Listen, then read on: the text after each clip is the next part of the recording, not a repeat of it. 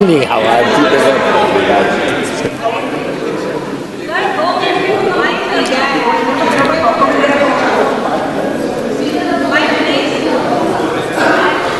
हो जाएगा। स्टार्ट करो। अध्यक्ष महोदय जी, मैं आपकी बहुत धन्यवादी हूं कि आपने मुझे चुनावी सुधारों पर बोलने का मौका दिया है, खासकर इसलिए क्योंकि मैं एक नई सांसद हूं, मुझे दूसरों का नहीं पता उनका कैसा अनुभव रहा, लेकिन पिछला ये एक साल मेरे लिए खासकर विपक्ष से रिलेटेड जो है बहुत ही ज़्यादा चिंताजनक रहा है। एक तरह से ट्रॉमेटिक मैं इसे कह सकती हूँ। हर दिन इन्होंने यहाँ पे तमाशा किया है, हमारा दिल दहल जाता था इनको देखकर। एसआईआर ये वेल में उतर जाते थे। यहाँ पर इन लोगों ने डराना, धमकाना, धक्का मुक्की, ऐसा कोई इन्होंने किसी तरह की कोई बदतमीजी नहीं है जो एक भी दिन इन्होंने संसद भवन चलने नहीं दिया। हम जनता के प्रतिनिधि हैं, हम यहाँ पर उनकी आवाज लेकर आते हैं, हम कुछ सीखने आते हैं, हम नए सांसद हैं। इन्होंने संसद अगर पिछले 2-3 दिन को छोड़ा जाए तो साल पर शायद ही थोड़ा चलने दिया है। एसआईआर कर करके इन्होंने यहाँ पे तमाशे किए, लेकिन अब जब इनको बोलने की बारी आई एसआईआर पे, तो अध्यक्ष महोदय जी हम देख रहे हैं कि कल leader of opposition Rahul Gandhi ji ने, मुझे लगा क्या खुलासा होगा, हम भी बड़े उत्सुक थे। सारी साल हमने एक ही शब्द सुना है, अब ये क्या ग्रैंड रेवलेशन होगी। लेकिन राहुल गांधी जी जो लीडर ऑफ ऑपोजिशन है, उन्होंने कल जब कहा खादी है, खादी में धागे हैं, धागे में लोग हैं, लोगों के अंदर, उनको जब कहा गया कि आप पॉइंट की बात कीजिए, तो उन्होंने कहा कि मैं अपना फ्रेम कर रहा हूं, मैं अपना आर्ग्यूमेंट फ्रेम कर रहा हूं। और इतनी देर बाद जब वो फ्रेम करके पहुंचे तो ले देकर वो वापस उसी अंतर्राष्ट्रीय मूल की महिला, अध्यक्ष जी मैं एक महिला होने के नाते आपसे रिक्वेस्ट करना चाहती हूं कि every woman is entitled to her dignity. वो अंतर्राष्ट्रीय मूल की है, विदेशी महिला है, लेकिन उन्होंने कितनी बार आकर उन्होंने सोशल मीडिया पे कहा है कि मैं कभी भारत नहीं गई हूं, मेरा हरियाणा चुनाव से कुछ लेना देना नहीं है। लेकिन फिर भी ये लोगों ने बिना किसी ठोस सबूत के उनका यहाँ पे फोटो बना के उन्होंने उनको उछाला, यहाँ पे उनकी तस्वीर उछाली यहाँ पर और यहाँ पर ब्लैक कार्ड यूज करना भी अलाउ नहीं है। इन्होंने फिर भी नियमों का उल्लंघन किया। मैं चाहती हूँ सबसे पहले तो मैं इस सदन की तरफ से उन महिला से बहुत ही माफी मांगती हूँ कि इस सदन में बिना कि उनकी आजकल जो पर्सनैलिटी राइट्स का भी एक बहुत बड़ा क्राइम होता है, उसके उपरांत उनका फोटो यहाँ यूज किया गया, मुझे बहुत खेद है। भारतीय संसद की तरफ, संसद भवन की तरफ से हम उनसे माफी मांगते हैं। और ये देखिए महिलाओं का हमेशा ये अपमान करते हैं, लेकिन हमारे प्रधानमंत्री चाहे बेटी बचाओ बेटी पढ़ाओ हो, महिलाओं को शौचालय देने से लेकर, महिलाओं को गैस देने से लेकर, महिलाओं को जो है वो छात्रवृत्ति, न जाने कितनी ऐसी योजनाएं हैं। कांग्रेस वालों शायद तुम लोग ये समझ नहीं पा रहे हो, ईवीएम्स हैक नहीं करते हैं प्रधानमंत्री लोगों के दिलों को हैक करते हैं। और ये लोग दुहाई देते हैं कि वो जो पुराने जमाने के दकियानूसी, वो जो चिट कागज पे लिखकर जो मतदान होता था वो सबसे अच्छा था। ये लोग भूल गए वो दिन, आप लोग भूल गए वो दिन।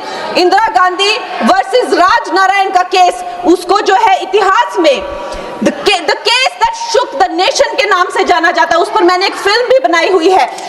वोट चोरी और वोटों की धांधली के लिए एक प्रधानमंत्री पे एक साधारण से नेता ने केस किया था और उस धांधली में वो पकड़ी गई थी।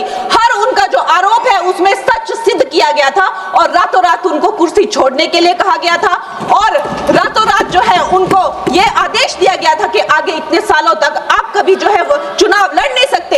ये धांधलियां इन्होंने करी हुई है और ये जो है उस टाइम के बैलेट बॉक्सों को उठाकर ले जाते थे ये लोग, और आज कहते हैं कि इनको ईवीएम्स जो है वो हैक हो जाते हैं। अध्यक्ष महोदय जी मैं इनको याद दिलाना चाहती हूँ, प्रियंका गांधी जी कहती हैं कि छोड़ो पुरानी बातें, हम पुरानी बातें नहीं करेंगे, हम पुराने लोगों के बारे में नहीं बोलेंगे। तो मैं ये जानना चाहती हूँ कि आपकी जो माता जी हैं वो तो आपकी अध्यक्ष है और इस वक्त की वो अध्यक्ष है, उनकी जो है आप देखिए जब उनकी नागरिकता नहीं थी, जब उनके पास 1983 में नागरिकता आई, उसके कितने साल पहले से वो वोट देती आ रही हैं।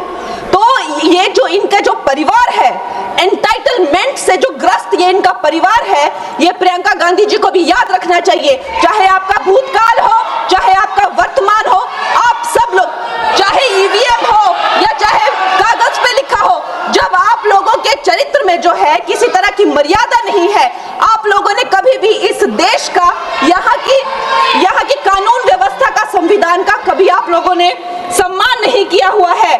और अध्यक्ष महोदय जी, बिहार में जैसे ही एसआईआर लागू हुआ, हमारी सरकार ने जो है कम से कम 60 लाख से ज्यादा अवैध, अब ये जो सारे अमाननीय वोट कार्ड है, ये सिर्फ घुसपैठियों के नहीं है।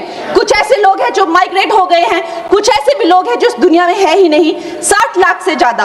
और अगर वो लोग जेन्युइन थे तो उन्होंने, किसी ने तो रिक्वेस्ट करनी चाहिए थी कि भाई मेरा वोटर आईडी कैंसिल हुआ है। उसके उपरांत जो है 21 नए वोटर आईडी जो है उन्होंने दिए हैं। और इस तरह का एक माहौल बना बिहार में कि आज तक की सबसे ज्यादा वोटिंग जो है 67% वोटिंग हुई। नागरिकों में ये उत्साह जगा कि जो है इस तरह की जो क्लेंजिंग प्रोसेस है वो होना चाहिए। मैं एक देशभक्त होने के नाते अध्यक्ष महोदय जी, मैं ये प्रपोज करना चाहती हूँ कि हमारे देश में जो है हमेशा महीने 2 महीने बाद हमारे जो शीर्ष नेतृत्व हो गए, सारे अधिकारी हो गए, हमारे जितने भी रिसोर्सेज हैं, हम लोग उनको हर महीने 2 महीने में इलेक्शंस में जो है पुश कर देते हैं। इससे हमारे देश का बहुत ही भारी नुकसान होता है।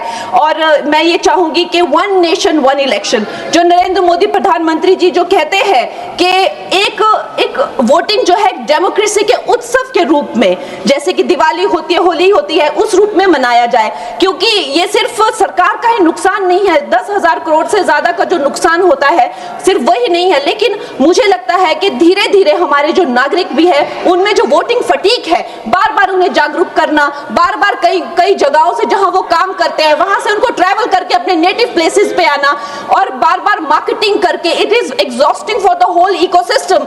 तो मैं ये प्रपोज करना चाहती हूँ कि 1 नेशन 1 इलेक्शन को लाया जाए। और ये जो भी हमें जिस तरह की जो असुविधा होती है हर महीने 2 महीने में इलेक्शंस की, उससे जो है हम बच सकते हैं। जय हिंद। धन्यवाद जी। माननीय सदस्य मियां अल्ताफ अहमद जी।